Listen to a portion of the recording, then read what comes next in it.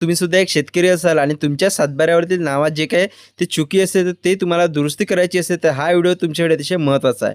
होय शेतकरी बांधवांनो, आता सातबाऱ्यावरील नावामध्ये दुरुस्ती तुम्ही स्वतः घरबसल्या फक्त 5 मिनिटात या व्हिडिओ बघून जे आहे ते करू शकता. यासाठी तुम्हाला कुठेही अतिरिक्त शुल्क देण्याची गरज नाही किंवा वारंवार ऑफिसच्या चक्रा मारण्याची तुम्हाला कोणतीही अजिबात आवश्यकता नाही. आता तुम्ही स्वतः घरबसल्या फक्त 5 मिनिटात जे काही नाव दुरुस्तीसाठी अर्ज जो ऑनलाईन करायचा असतो तो तुम्ही करू शकता. आणि होय मित्रांनो, तुम्हाला ही नाव दुरुस्ती करणे अत्यंत आवश्यक आहे. जर तुम्ही हे चुकीच्या नावावरती सातबारा असेल तर तुम्हाला भविष्यामध्ये मोठ्या अडचणीचा सामना जो आहे तो करावा लागू शकतो. तुम्हाला शेतीशी निगडीत जे काही योजना तुम्ही लाभ घेता त्या योजनासुद्धा तुम्हाला या बंद होऊ शकतात जर तुम्ही ही दुरुस्ती केली नाही तर. आणि तुम्हाला जे काही व्यवहार करताना शेतीचे तुम्हाला अनेक अडचणीचा सामना जो आहे तो करावा लागू शकतो. परंतु याची प्रोसेस जी आहे ती ऑफलाईन किचकट असल्यामुळे भरपूरसे शेतकरी ही करण्यास टाळाटाळ करतात आणि जसे चुकीचं नाव आहे तसेच ते राहू देतात. परंतु आता तसं न करता तुम्ही हा व्हिडिओ बघून स्वतः घरबसल्या जी काही प्रोसेस आहे ऑनलाईन अर्जाची ते करून घ्या. परंतु त्यासाठी मित्रांनो तुम्हाला एक महत्त्वाचा डॉक्युमेंट्स लागणार आहे, तो सांगतो. तो म्हणजे राजपत्र. मी तुम्हाला राजपत्राचा एक व्हिडिओ घेतलेला आहे. तो व्हिडिओ बघून तुम्ही तो सुद्धा राजपत्र घरीच काढू शकता. त्यासाठी तुम्हाला कुठेही जाण्याची आवश्यकता नाही. जे काही शुल्क आहे गव्हर्नमेंटचं जे काही शुल्क भरून तुम्ही स्वतः घरबसल्या आपल्या मोबाईलवरून ते राजपत्र काढून घ्या. राजपत्र 15 दिवसात येते. राजपत्र आल्यानंतर तुम्ही हा व्हिडिओ बघून जे काही ऑनलाईन नाव दुरुस्तीसाठी अर्ज जे आहे तो तुम्हाला करायचा आहे. तसेच मित्रांनो, तुम्ही चॅनलवरती पहिल्यांदा आला असाल तर चॅनलला सबस्क्राईब करून बेल आयकॉनला क्लिक करून ठेवा, कारण अशाच महत्त्वाच्या माहितीचे व्हिडिओ आपल्या चॅनलवरती येत राहतात. चला तर मित्रांनो, बघूया नेमकी काय आहे याची A to Z प्रोसेस सविस्तरपणे.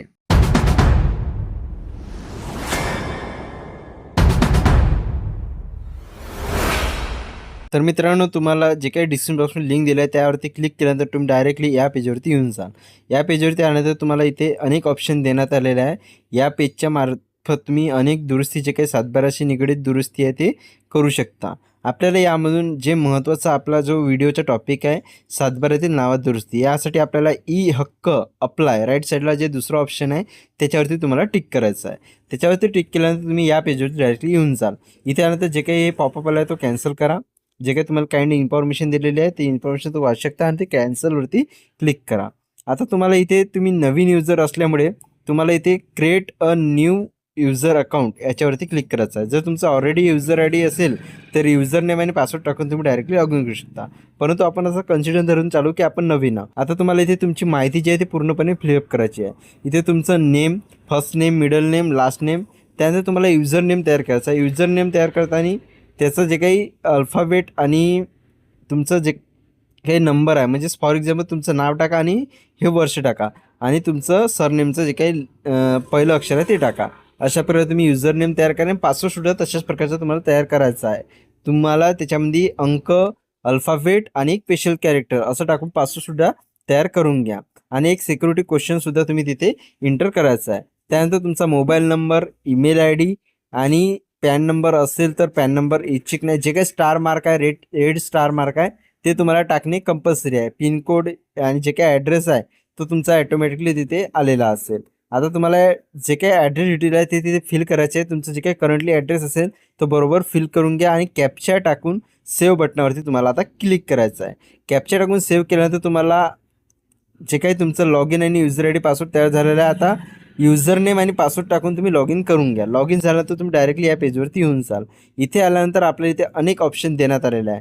आपल्याला इथे सातबारा म्युटेशन हे काही जे काही राईट साईडला लास्टवाला ऑप्शन दिसत आहे तुम्हाला त्याच्यावरती आपल्याला क्लिक करायचं आहे. इथे तुम्ही रजिस्ट्रेशन, मॅरेज जे काही रजिस्ट्रेशन आहे ते करू शकता, ई फायलिंग करू शकता, ई रजिस्ट्रेशन करू शकता, ई प्रॉपर्टी कार्ड करू शकता. इथे अनेक ऑप्शन देण्यात आलेले आहे. आपला महत्त्वाचा ऑप्शन आहे सातबारा म्युटेशन, याच्यावरती क्लिक करा. आता इथे तुम्हाला सिलेक्ट रोल टाईप यामधून तुम्हाला सिलेक्ट रोल टाईप जे आहे तो सिलेक्ट करायचा आहे. त्यासाठी तुम्हाला त्याच्यावरती क्लिक करा. यामधून तुमचं जे काही युजर इज सिटीजन याच्यावरती क्लिक करा आणि प्रोसेडवरती क्लिक करा. प्रोसेडवरती क्लिक केल्यानंतर तुम्ही या पेजवरती येऊन जाल. आता हे बघा, तुम्ही इथे वापर करताय तुमचं लॉग इनचं जे काही नाव आहे ते तुमचं युजर नेम तिथे शो होत असेल. आता तुम्हाला इथे तुमचा जिल्हा सिलेक्ट करून घ्या. तुम्ही तुमचा जो काही जिल्हा असेल तो जिल्हा बरोबर यामधून शोधा आणि त्याच्यामधून तुमचा जिल्हा सिलेक्ट करून घ्या. त्यानंतर त्याप्रमाणे तुमचा तालुका आणि गाव हे सुद्धा तुम्हाला सिलेक्ट करायचं आहे. जिल्हा सिलेक्ट केला, आता तालुका सिलेक्ट करून घ्या. त्यानंतर तुमचं जे काही गाव असेल ते गाव बरोबर सिलेक्ट करून घ्या.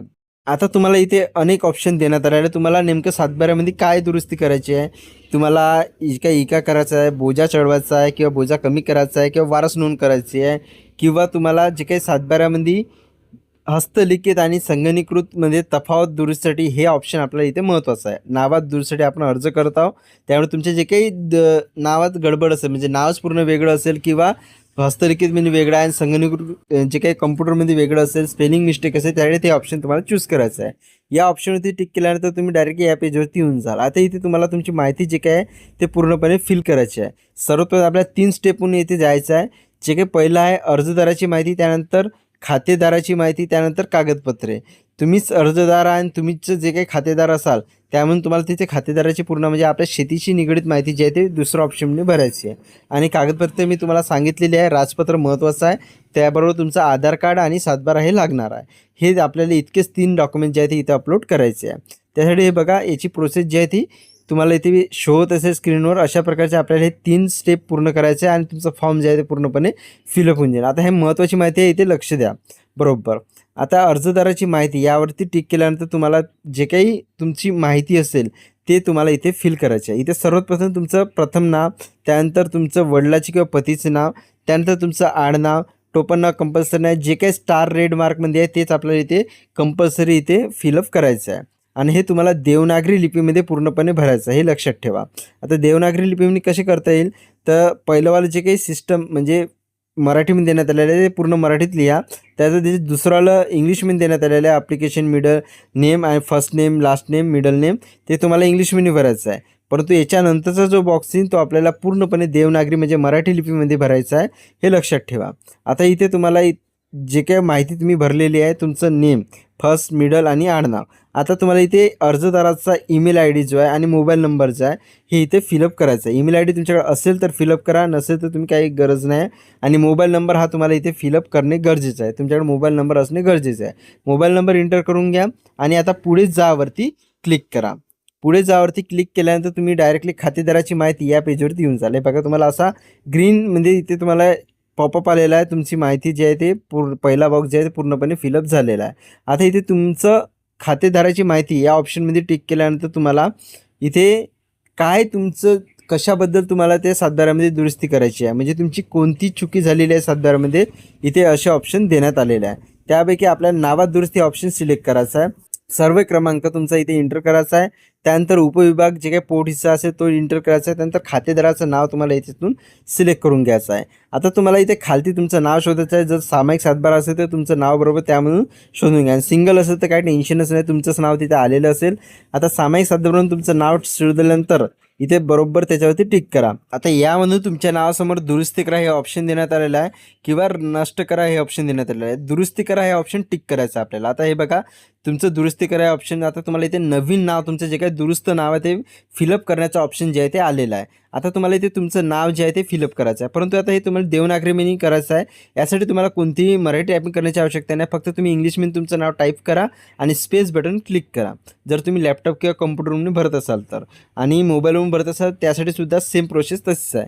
तुम्ही स्पेस बटन जी आहे ती आपल्याला क्लिक करायची आहे. तुमचं ॲटोमॅटिकली ते मराठीमध्ये कन्वर्ट होऊन जाईल. आता हे बघा तुमचं नाव दुरुस्त केलेलं नाव ते आपण एंटर केलेलं आहे. आता तिथे माहिती साठवावरती क्लिक करायचं आहे. एकदा नाव बरोबर बघून घ्या. तुम्हाला तेच दुरुस्त केलेलं नाव हवं असेल तेच बरोबर ते टाईप करून घ्या. आता तुम्ही ओकेवरती क्लिक करा. आता तुमची माहिती साठवावरती क्लिक केल्यानंतर तुम्हाला असं ग्रीन पॉपअप आलेला आहे. ओके, तुमचं नाव दुरुस्ती जे काही माहिती साठवण्यात आली आहे पुढे जावरती क्लिक करा. आता महत्त्वाचं आहे इथे आपल्याला 2 पुरावे जे आहेत दस्तावेज जे आहे ते अपलोड करायचे आहे. यामध्ये सर्वप्रथम आपल्याला जे काही तुमचं राजपत्र आहे ते इथे अपलोड करा. राजपत्राबरोबर तुम्हाला आधार कार्डसुद्धा इथे अपलोड करायचं आहे. आणि त्यानंतर दुसरा दस्तावेज म्हणजे तुमच्या सातबारा आणि आधार कार्ड एकाच PDF तुम्ही ते बनवून घ्या. अशा प्रकारे तुमचं जे काही राजपत्राचं ऑप्शन आहे जे आपण PDF फाईल बनवली असेल राजपत्र त्यामध्ये तुमचं एक आधार कार्डसुद्धा जोडून घ्या. ते तुम्हाला तिथे अपलोड करायचं आहे. आणि दुसरा दस्तावेजमध्ये सुद्धा तुम्हाला तुमचा सातबारा आणि आधार कार्ड बरोबर तिथे अपलोड करून घ्या. आता कागदपत्रे अपलोड करा याच्यावरती क्लिक करा. कागदपत्रे अपलोड केल्यानंतर तुम्हाला इथे खालती आय ॲग्री म्हणजे सहमत आहे या बॉक्सवरती टिक करायचं आहे. आता तुम्हाला एक OTP इथे गेलेला आहे, तो OTP पाठवा यावरती क्लिक करा. तेव्हाच तुमच्या एक मोबाईलवरती OTP जाणार आहे. तो OTP तुम्हाला इथे एंटर करायचा आहे. तुम्ही जो मोबाईल नंबर एंटर केला असेल त्या मोबाईलवरती OTP गेलेला आहे, तो OTP तुम्ही इथे एंटर करून घ्या. OTP एंटर केल्यानंतर प्रिव्ह्यूवरती क्लिक करायचं आहे. प्रिव्ह्यू करून घ्या. एकदा तुमचा फॉर्म बरोबर बघून घ्या. त्यानंतरच आपल्याला फायनल सबमिट जे आहे ते करायचं आहे. आता प्रिव्ह्यूवरती क्लिक करा. आता हे बघा तुमची माहिती पूर्णपणे इथे शो होत आहे. तुम्ही तुमचा जो काही फॉर्म अप्लाय केलेला आहे प्रिव्ह्यू ऑनली हे दाखवते तुम्हाला की तुम्ही काय याच्यामध्ये दुरुस्ती केलेली आहे आणि कशाप्रकारे तुम्ही इथे अर्ज केलेला आहे ऑनलाईन. तुमच्या सातबाऱ्यावर जेवढे नावे असेल त्या सर्वांची इथे नावे दाखवण्यात आलेली आहे आणि तुमचं नावसुद्धा इथे दाखवण्यात आलेलं आहे. जे काही नवीन दुरुस्तीनुसार तुम्ही इथे अर्ज केलेला आहे त्यानुसार इथे नाव जे आहे ते शो होत आहे. आता माहिती साठवा हे ऑप्शन बघा तुम्हाला इथे इनेबल झालेलं आहे. प्रिव्ह्यू केल्यानंतर इथे माहिती साठवा जे ऑप्शन आहे मधातलं त्याच्यावरती टिक करायचं आहे. आता याच्यावरती टिक केल्यानंतर तुम्हाला इथे आणखी एकदा कन्फर्म करून घ्या. ओके दाबल्यानंतर तुम्हाला याच्यामध्ये कोणतीही चेंज करता येणार नाही हे इथे सांगण्यात आलेलं आहे. म्हणजे तुमची माहिती बरोबर असेल तर तुम्ही इथे ओके करायचं. आता हे बघा अर्ज साठवला आहे म्हणजे ॲप्लिकेशन सक्सेसफुली सबमिट झालेले आहे असं यामध्ये दाखवण्यात आलेलं आहे. तुम्ही कोणत्या कारणासाठी इथे अर्ज केलेला आहे हे सुद्धा इथे दाखवण्यात आलेलं आहे. याचा एक स्क्रीनशॉट काढून ठेवून द्या. आता हे अशा प्रकारे तुम्ही पूर्णपणे माहिती फिलअप करून तुमचा अर्ज जो आहे तो तलाठ्यांकडे गेलेला आहे. आता एक महत्त्वाचं तुम्हाला माहिती सांगतो यामध्ये तलाठ्यांकडे अर्ज गेल्यानंतर ते तुम्हाला सांगतील की आम्हाला तहसीलदाराचा आदेश लागतो तेव्हाच आम्ही तुमचं नाव जे आहे ते दुरुस्त करू अशा प्रकारचं तुम्हाला कारणे ते देतात. परंतु मी याच्याबद्दल माहिती काढली की नियम बघितला तर नियमानुसार हा अर्ज ज्या वेळेस तलाठ्यांना जातो तर त्यांचाच हा अधिकार असतो की ही नावात दुरुस्ती करायचं आहे. आपण आपल्याच नावात दुरुस्ती करत आहे. आपण इतर नावं याच्यामध्ये ॲड करत नाही किंवा आपलं नाव नवीन नाव याच्यामध्ये ॲड करत असेल त्यासाठी इतर तहसीलदाराची संमती लागते किंवा तहसीलदाराचा आदेश लागतो. परंतु आपण आपल्याच नावात दुरुस्ती करत असेल तर यासाठी कशासाठी तुम्हाला तहसीलदाराची संमती लागते हा एक महत्त्वाचा प्रश्न आहे. जर तुमच्या जिल्ह्यामध्ये सुद्धा तुम्हाला तलाठी अशा प्रकारची विचारणा करत आहे किंवा नाही ते मला नक्कीच कमेंट बॉक्समध्ये सांगा. आणि जर अशा प्रकारची विचारणा करत असेल तर आपण हा अर्ज सबमिट केलेला अर्ज डायरेक्टली एक ॲप्लिकेशन मी तुम्हाला ॲप्लिकेशनचा फॉर्मॅटचा अर्ज देतो. तहसीलदारांना कशा प्रकारची रिक्वेस्ट करायची आपल्याला जे काय तलाट्यांना आदेश द्या याबद्दलचा तो अर्जसुद्धा तुम्हाला हा जो ऑनलाईन अर्ज जे की प्रिंट आहे आपल्याकडे ते ऑनलाईन अप्लाय केलेल्या अर्जाची प्रिंट आणि तो अर्ज ऑफलाईन अर्ज मी तुम्हाला त्याचा फॉर्मॅट देणार आहे. तो फॉर्मॅट फिलअप करून तुम्ही तहसील कार्यालयात जाऊन आवक जावक म्हणून तो अर्ज तुम्हाला द्यायचा आहे. त्यानंतर तो अर्ज पुन्हा तहसीलदाराकडे जाईल आणि तहसीलदार त्यावरती त्यांना तुमचं सर्व माहिती बघेल. जर तुमचं सामायिक सातबारा असेल तर ते म्हणून की सामायिक तहसीलदारांनी सुद्धा संमती लागते. तर याच्याबद्दल सुद्धा तुम्हाला मी कायदेशीर माहितीची PDF जी आहे ती देणार आहे. ते PDF त्यांना दाखवायची डायरेक्टली किंवा तुम्ही ते कायदे त्यांना वाचून सांगायची की मी माझ्याच नावात दुरुस्ती करत आहे. तर यासाठी तुम्हाला सहहिस्सेदाराची का बरं संमती लागत आहे आणि मी ते सहहिस्सेदारासोबत जर तुमचं वाईट असेल तर ते तुम्हाला संमतीसुद्धा देणार नाही आणि एक प्रकारे तुमचं ते नावावर म्हणजे तुमच्या अधिकारावरच गदा येईल. त्यामुळे तुम्ही ते तहसीलदारांना त्याच्यावर समजून सांगू शकता की जर तुम्ही नवीन नाव ॲड करत आहे तर तुम्हाला सहहिस्सेदाराची माहिती म्हणजे संमतीची गरज आहे.